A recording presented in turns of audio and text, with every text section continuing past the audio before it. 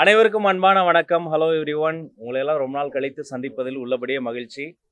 அதுவும் என்னுடைய நண்பர், என்னுடைய சகோதரர் ரோமியோ பிக்சர்ஸ் ராகுல் அவர்களை என்னுடைய இடத்தில் சந்திப்பதில் மிகுந்த மகிழ்ச்சி. நல்ல மனிதர், நல்ல சகோதரர், மிக சிறந்த தயாரிப்பாளர்.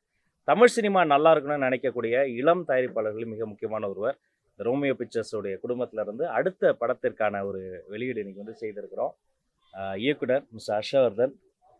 டேரக்டர் சாரை பற்றி சொல்லணும்னா நம்ம வினோத் சாரோடு ஒர்க் பண்ணவர். எனக்கு என்ன சந்தோஷம்னா ஜனநாயகனில் ஒர்க் பண்ணவர், துணிவிலும் ஒர்க் பண்ணவர். அப்படி ஜனநாயகத்தையும் துணிவையும் கொண்ட ஒரு இயக்குனருக்கு ஆல் தி பெஸ்ட் பிரதர். சிறந்த ஒரு திரைப்படத்தை இங்கே கொடுக்கறதுக்கு என்னுடைய வாழ்த்துக்கள். அவருடைய ஹோல் டீமுக்கும் இல்லை பங்கெடுத்திருக்கக்கூடிய நடிகர்கள், டெக்னீஷியன்ஸ், ஆர்டிஸ்ட் அத்தனை பேருக்கும் என்னுடைய பெஸ்ட் விஷயத்தை இந்த நேரத்தில் சொல்லிக்கிறேன். தொடர்ச்சியாக ரோமியோ பிக்சர்ஸ் வந்து முத்திரை பதிக்கக்கூடிய பல்வேறு நல்ல முயற்சிகளை முன்னெடுத்திருக்கிறாங்க. என்னுடைய அருமை நண்பர் சகோதரர் மிஸ்டர் ராகுல் அவர்களுக்கும் அவருடைய டீமுக்கும் இந்த நேரத்தில் என்னுடைய சிறந்த வாழ்த்துக்களை, பெஸ்ட் விஷயத்தை உங்க எல்லார் மூலமாகவும் நான் தெரிவித்துக் கொள்கிறேன். சொல்லுங்க. சென்சார் வாங்கி தானே ரிலீஸ் ஆகணும். சென்சார் கொடுத்தீங்கன்னா ரிலீஸ் பண்ணிடலாம். அதற்கான வேலைகளும் நடந்துட்டு இருக்கு. ஜனநாயகன் திரைப்படம் மட்டும் இல்லைங்க, எந்த ஒரு திரைப்படத்தையுமே அரசியல் காரணங்களுக்காக எந்த காரணத்துகளுக்காக அப்படி வந்து நம்ம பண்ண முடியாது. முறைப்படி சட்டப்படி அதற்குரிய அந்த ஒரு சான்றிதழ்லாம் வாங்கி தான் கொண்டு வர முடியும். அதுக்கான வேலை நடந்தது. நடிகர் விஜய் வருமா, முதலமைச்சர் விஜய் அவர் வந்து நேற்று இன்று நாளைன்னு பிரிச்சுக்கங்க. நேற்று வந்து அவர் வந்து நடிகர் விஜய், இன்று மாண்புமிகு தமிழ்நாடு முதலமைச்சர் விஜய். நாளை வந்து அவருடைய கையில் இல்லையா, அது வந்து காலத்தின் கையில் இருக்கிறது. என்ன தீர்ப்பு தர போறாங்க மக்கள், என்ன ஒழித்து வைத்திருக்கு நமக்கு தெரியாது. எங்களை பொறுத்த வரைக்கும் அவர் என்றும் தளபதி. நேற்று இன்று நாளை என்றும் எங்களுடைய பாசத்திற்குரிய தளபதி விஜய்.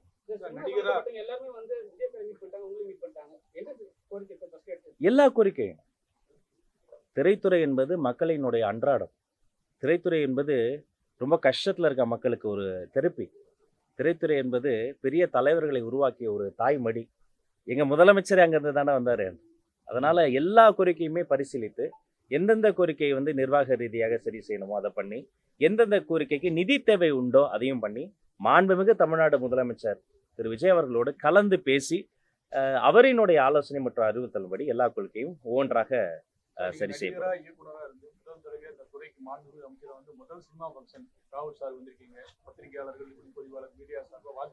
Thank you sir, thank you. ரொம்ப நன்றி.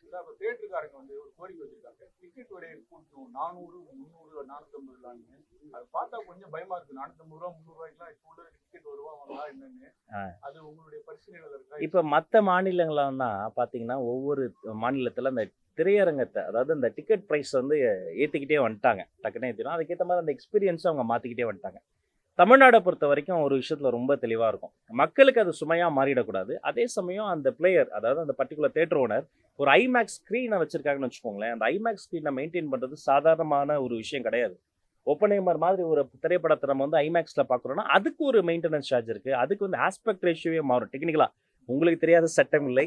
அதனால் அதற்குரிய அந்த மாதிரி ஐமேக்ஸ் தேட்டர்ஸ்க்குலாம் வந்து கொஞ்சம் டிக்கெட் ரேட்டை ஏற்றலாம்.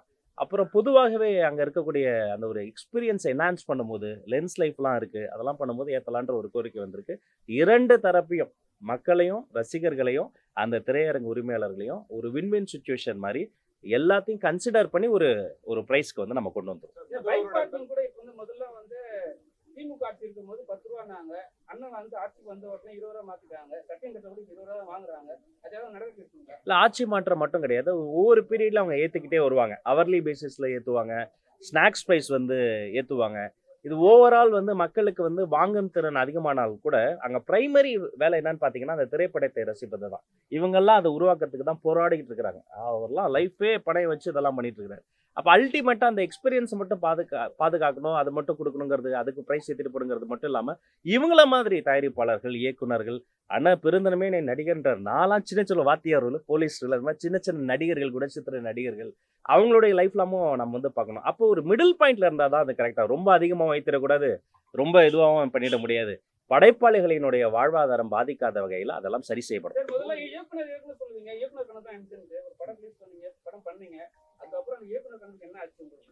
இயக்குனருங்கிறத விட மக்களோடு தொடர்பு கொள்வதற்கான ஒரு கருவியாக தான் அதை நான் பார்த்தேன். வேற மாதிரி நல்ல ப்ரொடியூசர் கிடைச்சாரு. அது வந்து இன்னும் கூட நம்ம வந்து நிறைய முயற்சிகள்லாம் என்னமோ லைஃப்பில் செஞ்சுட்டே இருப்போம். அந்த ஆசைப்பட்டதெல்லாம் செய்து பார்ப்பதற்கு என்னை என்கரேஜ் பண்ணக்கூடிய பேரண்ட்ஸ் கிடைச்சார். என் அப்பா கிடைச்சாங்க, என் அம்மா கிடைச்சாங்க. நான் என்ன வேணா பண்ணலாம், கம்ஃபர்ட் ஜோனை விட்டுட்டு லைஃப்பில் ஒரு ரிஸ்க் எடுன்னு சொல்லக்கூடிய ஒரு ஃபேமிலி சப்போர்ட் சிஸ்டம் கிடைச்சாங்க. என் ஒய்ஃப், என்னுடைய குழந்தைகள் கிடைச்சாங்க. அதுக்கு மேலே நம்ம ட்ரீம்ஸை வாங்க பிரதர், நான் பார்த்துக்கிறேன், என்ன வேணா பண்ணுங்க, அவுட்புட் பற்றி கவலை இல்லை, ப்ராசஸில் நீங்கள் நேர்மையா இருங்க வாங்கன்னு சொல்லக்கூடிய ஒரு மாதிரி மனிதர்கள்லாம் கிடைச்சாங்க. அதெல்லாம் எக்ஸ்ப்ளோர் பண்ணோம்.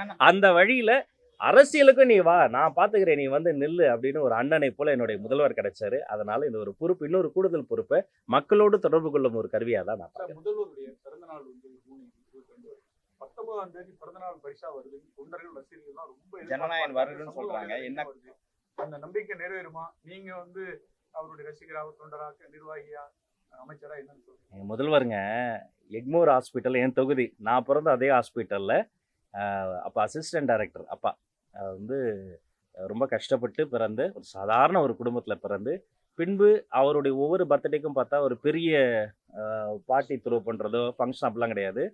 அதே போல் அரசாங்க ஹாஸ்பிட்டலில் ஜிஹெச்சில் பிறக்கிற அந்த குழந்தைகளுக்கெல்லாம் தங்க மோதிரம் இலவசமாக போடுவார். அவர் போட்டுறாரு, அதை பார்த்து அண்ணனுடைய தம்பிகள் நாங்களும் போடுறோம். பல வருஷமாக இதான் எங்களுடைய பர்த்டே செலிப்ரேஷன். பிறந்த குழந்தைக்கு தங்க மோதிரம், வளரும் குழந்தைக்கு ரொட்டிப்பால் முட்டை திட்டம். போய் அந்த குழந்தைங்களை இப்போ கூட போன வாரம் நான் கொடுத்துட்டு வந்தேன் எக்மோரில். ஒரு ரொட்டி வாங்கிக்கணும், இவர் ரொட்டி வாங்கிக்குவார், இவர் முட்டை வாங்கி பண்ணிப்பார், இவர் பால் ஃப்ளாஸ்கில் எடுத்துகிட்டு போய் கொடுப்போம். படிக்கும் குழந்தைக்கு படிப்பகம், ஏன்னா வீட்டில் சண்டை போடுவாங்க, சில இடங்களில் படிக்கிற அட்மாஸ்பியர் இருக்குது, படிப்பகம். படிப்பில் ஜெயிச்சா தளபதி கல்வி விருதுகள் 12.5 மணி நேரம்னா என் லைஃப்லேயே நான் பார்த்ததில் அந்த குழந்தைகள் gift கொடுக்க நின்றுட்டே இருப்பார். இன்னைக்கு காலைல குழந்தைகளுக்கு நான் கொடுத்தேன், எனக்கு வந்து அப்படி முட்டி போடுனதுக்கு ஒரு 15 நிமிஷம் அதுக்கு வலிச்சதானா 12.5 மணி நேரம் அவர் நிற்பார். பிறந்த குழந்தைக்கு தங்க மோதிரம், வளரும் குழந்தைக்கு ரொட்டிப்பால் முட்டை திட்டம், குழந்தைகள் படிக்க படிப்பகம், படிப்பில் ஜெயிச்சா தளபதி கல்வி விருதுகள். வாழ்க்கையில் அவங்க வெளில போகும்போது கஷ்டப்பட்டு நம்மளமா நிறைய சுத்தம் ரிப்போர்ட்டர்ஸ்லாம் அவங்களுக்காக விஜய் விலைகளா விருந்தகம். இதெல்லாம் மிகப்பெரிய சமூக கொண்டாட்டம். திரைப்படம் என்பது ஒட்டுமொத்தமாக இந்த சமூக கொண்டாட்டத்தில் ஈடுபட்டிருக்கிற எல்லாருக்குமான ஒரு பண்டிகை. அவருடைய படம் வெளிவரும் ஒரு பண்டிகை. அந்த பண்டிகையும் வரும்னு நானும் நம்புறேன். அண்ணன் உங்ககிட்ட சொன்னாங்களா, இதை பத்தி ஏதாவது அண்ணன் பேசியிருக்காங்களா? இல்ல இப்ப எல்லாமே ஆர்வமா இருக்காரு, ஜூன் 22 அவங்களோட பிறந்த நாளைக்கு வரும்னு சொல்லியிருக்காங்க. உங்ககிட்ட ஏதாவது சொல்லியிருக்காங்களா? இது முதலமைச்சர் அமைச்சர்கிட்ட சொன்னதெல்லாம் நான் எப்படி உங்ககிட்ட சொல்ல, அதெல்லாம் வந்து அப்படி இல்லை, சொல்லக்கூடாதுன்னு ஒன்றும் இல்லை. இந்த ஒரு படம் மட்டும் இல்லை, எந்த ஒரு சச்சரவும் சிக்கலும் நமக்கு வந்த சிக்கல் கூட மற்றவங்களுக்கு வந்துடக்கூடாதுன்ற கன்சர்ன் எங்களுக்கு இருக்குது. அதனால் பிடிச்சவங்க பிடிக்காதவங்க அந்த கட்சி இந்த கட்சி அந்த பார்ஷியாலிட்டியே கிடையாது. ஏதாவது ஒன்றா கூப்பிட்டு ராஜ் இங்கே வா அப்படின்னு கூப்பிட்டு இது எப்படின்றாங்க, அதை போய் செக் பண்ணுங்கள், அதோடைய சாத்தியக்கூறுலாம் பாருங்கள், பாசிபிலிட்டிலாம் பார்த்துட்டு என்ன பண்ணலான்னு சொல்லுங்கன்னு கூப்பிட்டு சாரே கூப்பிட்டு வந்து சொல்லுவார். திரைத்துறை சார்ந்த விஷயங்களை பொறுத்த வரைக்கும் அது டிக்கெட் ப்ரைஸிங்காக இருக்கட்டும், அல்லது மற்ற ஏதாவது ஒரு சங்கடங்கள் ஏதாவது தொழிற்சங்கத்துலேருந்து வந்து ஏதோ கோரிக்கை வச்சலாக இருக்கட்டும், அவர் வந்து அதை சரி செய்யணும் தான் பார்ப்பார். அதனால் அது அந்த வேலையில் தான் நாங்களும் இருக்கணும், நாமளும் சரி செய்வோம். சினிமா தாண்டி பள்ளி எப்போ திறக்க போறாங்க, அப்புறம் வந்து எல்லாம் லேப்டாப்காக எதிர்பார்த்துட்டு இருக்காங்க, இந்த வருடம் நடக்குமா? அது ஜூன் 1 தான் திறக்கணும், ஜூன் 1 திறக்கணும் முடிவு பண்ணிட்டோம். அப்புறம் போகிற இடத்துலலாம் எல்லாரும் வந்து குறிப்பாக குழந்தைங்களாம் எனக்கு சோஷியல் மீடியாலாம் மெசேஜ் பண்ணுறாங்க, அங்கிள் கொஞ்சம் தள்ளி தரங்க, வெயிலாக இருக்குனாங்க. அப்புறம் மாண்புமிகு தமிழ்நாடு முதலமைச்சரை போய் நான் பார்க்க போயிருந்தேன். பார்க்க போயிட்டு உட்காந்து பேசிகிட்டு இருக்கும்போது பல விஷயங்கள் பேசும்போது அப்படியே உட்காந்துருந்தேன். என்னப்பா அப்படின்னாரு. இல்லை இது மாதிரி பசங்களாம் கொஞ்சம் ஸ்கூலை தள்ளி திறக்கலாமான்னு கேட்குறாங்க அப்படின்னா. யார் கேட்குறதுனாரு. இல்லை என் பையனே கேட்குறான், வெயிலும் அதிகமாக இருக்குது, ஐஎம்டிலையும் செக் பண்ணேன், ரொம்ப எக்ஸ்ட்ரீமாக இல்லைனாலும் கொஞ்சம் இருக்குன்றாங்க, அப்புறம் அந்த டீஹைட்ரேஷன் ஆகும் அதெல்லாம் இருக்குன்னு சொல்லும் போது சரிப்பா ஒரு 3 நாள் தானே, பசங்க வந்து அந்த 3 நாள் படிப்பை சேர்த்து அவங்க படிச்சிருவாங்க, பெற்றோருக்கும் குழந்தைகளுக்கும் பாதுகாப்பு ரொம்ப முக்கியம் அப்படின்னு அந்த ஜூன் 4ஆம் தேதிக்கு தள்ளி வச்சதே மாண்புமிகு முதல்வர் அண்ணன் விஜய் தான். அவருக்கு நேரத்தில் நான் தேங்க் பண்ணிக்கிறேன். அந்த குழந்தைகள் தான் எங்களுடைய சைல்ட் சென்ட்ரிக் அப்ரோச் தான். அதனால ஜூன் 4 தான் எல்லா ஸ்டாண்டர்டுக்கும், ஜூன் 4 தான். அந்த ஜூன் 4 அந்த குழந்தைங்களை வர்றதுக்குள்ளார டெக்ஸ்ட் புக் போயிடும், கிரேயான் பென்சிலில் தொடங்கி கிளாஸ் ரூம் வரைக்கும் அந்த சேஃப்டி ப்ரோட்டோக்கால்லாம் ஃபாலோ பண்ணப்பட்டுரும். ஆசிரியர்களும் பள்ளி கல்வித்துறையும் அமைச்சர் நானும் தயாராக இருக்கிறேன். எல்லா குழந்தைங்களும் சந்தோஷமாக வருவாங்க. லேப்டாப் மட்டும் இல்லை, சைக்கிளில் தொடங்கி ப்ரொக்ரூட்மெண்ட்டில் தொடங்கி, அதாவது ஒரு சைக்கிள் ஒரு இடத்துல வாங்குறோன்னா அதுக்கு ஒரு ப்ரைஸ் ஃபிக்ஸ் பண்ணுவாங்க. சில ப்ரைவேட் என்டிட்டிஸ் என்ன பண்ணுவாங்க, அதில் சில விஷயங்கள்லாம் இருக்குது, அந்த ப்ரைஸ் டிஃப்ரென்ஸ்லாம் இருக்கும், வெளியில் கிடைக்கிற ப்ரைஸை விட கம்மியாக வரணும், மார்க்கெட் ப்ரைஸை விட அதிகமாக வந்துடக்கூடாது. அப்போ அந்த ப்ரொக்ரூட்மெண்ட்டில் ஆரம்பித்து டிஸ்ட்ரிபியூஷன் வரைக்கும் அந்த ஒரு ப்ரோட்டோக்கால் இருக்குது. அந்த ப்ரோட்டோக்காலை ரீவேல்யூவேட் பண்ணி எல்லா திட்டங்களும் தொடரும். அது முறைப்படி செய்வோம், அவ்வளோ லீக்கேஜ் இல்லாமல் செய்வோம். கிராமப்புறங்களை வந்து ஒரு கட்சியில பதவி கொடுக்கணும்னா அந்த கட்சியோட தலைவர் தான் முடிவு பண்ணுவாங்க யாரு பதவி கொடுக்கணும், யாருக்கு மினிஸ்ட்ரி கொடுக்கணும்னா முதல்வர் முடிவு பண்ணுவாங்க. உங்களுக்கு வந்து பெருவாரியான இடத்துல ஆதரவு வந்து ஒரு சிலர் உங்களுக்கு மினிஸ்ட்ரி பொறுப்பு கொடுத்ததை விமர்சனம் பண்ணாங்களா, அதை எப்படி ஏற்றுக்கிட்டீங்க? அதுவும் திரைத்துறையிலேருந்தே வந்து ஒன்று இல்லை அவங்களுக்கும் சேர்த்து நாங்கள் வேலை பார்ப்பாங்க. நான் வந்து நீங்கள் புரியுது நீங்கள் கேட்குறது, நண்பர் விஷால் அவர்களை எனக்கு பிடிக்கும். அவருடைய படங்களை நானும் பார்த்துருக்கிறேன். அவருக்கு என்ன தெரியாமல் இருக்கலாம், எனக்கு அவரை தெரியும்ல. ஒரு நாள் I will earn is trust. அவருடைய நம்பிக்கையும் பெறும்படி நல்லா வேலை பார்த்து நான் தளபதி பேரை காப்பாற்றுவேன். நிறைய வந்திருக்குங்க கோரிக்கைகள். அது மாதிரி இந்த குறிப்பாக அந்த குறைந்த பட்ஜெட்டில் வெளியிடப்படக்கூடிய அந்த படங்கள் இருக்கு பாருங்க, அதுக்கு வந்து கடந்த பல ஆண்டுகளாகவே அந்த சப்சிடி கூட சரியாக போய் சேரலை. அந்த கமிட்டியெல்லாம் நம்ம வந்து ப்ராப்பராக இது வரைக்கும் எதெல்லாம் பெண்டிங் இருக்கோ அதெல்லாம் சரி செய்து ஒரு ப்ராப்பரான ஒரு அறிவிப்பு வந்து வெகு விரைவில் வந்து நம்ம வந்து வெளியிடுவோம். சிறிய படங்களுக்கு வந்து கம்மியான ரேட் கேக்குறாங்க டிக்கெட்ல. அது ஆக்சுவலி நடக்குமா? இந்த சின்ன பட்ஜெட் படம்னு சொல்கிறோம்ல, அது வந்து இண்டஸ்ட்ரிக்கு வேணால் சின்ன பட்ஜெட்டாக இருக்கலாம், ப்ரொடியூசருக்கு வந்து அதுவும் பெரிய பட்ஜெட் தான். அந்த மாதிரி படங்கள் தான் ஆக்சிஜன். தமிழ் சினிமாவுடைய ஆக்சிஜனே அது மாதிரி படங்கள் தான். ஒரு சின்ன பட்ஜெட் படமாக வந்ததுனால இன்னைக்கு பிரதீப் ரங்கநாதன் ஒரு பெரிய கலைஞர் நமக்கு கிடைச்சிருக்கிறாரு. ஒரு 2-3 படங்கள் தான் ஓடுது, மற்ற படங்கள்லாம் ஓடாம நிக்குது. ஏன்னா வந்து 130 ரூபா 200 ரூபாய் டிக்கெட் ஆயிடுறதுனால யாரும் உள்ள போக மாட்டாங்க. அதுக்காக கேக்குறேன். இல்லை அதான் இப்போ சின்ன பட்ஜெட் படங்கள் வந்து இப்போ முன்னாடிலாம் 10 ரூபா டிக்கெட்னு ஒன்று இருந்தது. ஃபர்ஸ்ட் உள்ள உட்காந்து பெரிய மல்டிப்ளெக்ஸ்லேயே பார்க்கலாம். இப்போ அதையும் உங்களுடைய எதிர்பார்ப்பெல்லாம் புரியுது. அப்படி எடுத்தோடனே நம்ம அது சொல்லிட முடியாது. அது ஒரு நிர்வாகம் இருக்கு, புரோட்டோகால் படி எல்லாம் செய்து சிறிய பட்ஜெட் படங்களை ஒருபோதும் கைவிட மாட்டோம். அதுதான் தமிழ் சினிமாவின் ஆக்சிஜன். அவர்களுக்கு நாங்கள் துணை நிற்போம். இந்த படத்தில் வேலை பார்த்த அத்தனை பேருக்கும் வாழ்த்து. எண்ணிக்கை ஸ்டூடெண்ட்ஸ் வந்து ரொம்ப கம்மி ஆயிட்டே இருக்காங்க. இல்ல இது இருக்கா இல்லப்பா, நான் திரும்ப சொல்றேன், பிரைவேட் ஸ்கூல்ஸும் கவர்மெண்ட் ஸ்கூல்ஸும் ஒரு பொது புத்தியில ஒரு வேற்றுமை இருக்கு. நெக் டு நெக் தான் இருக்கு. என்ரோல்மெண்ட் ரேஷியோவா இருக்கட்டும், உள்ள படிக்கலாம் இருக்கட்டும். இப்போ கூட நான் ஒரு 4 லட்சம் பசங்க என்ரோல்மெண்ட் டார்கெட் கொடுத்துருக்கேன்.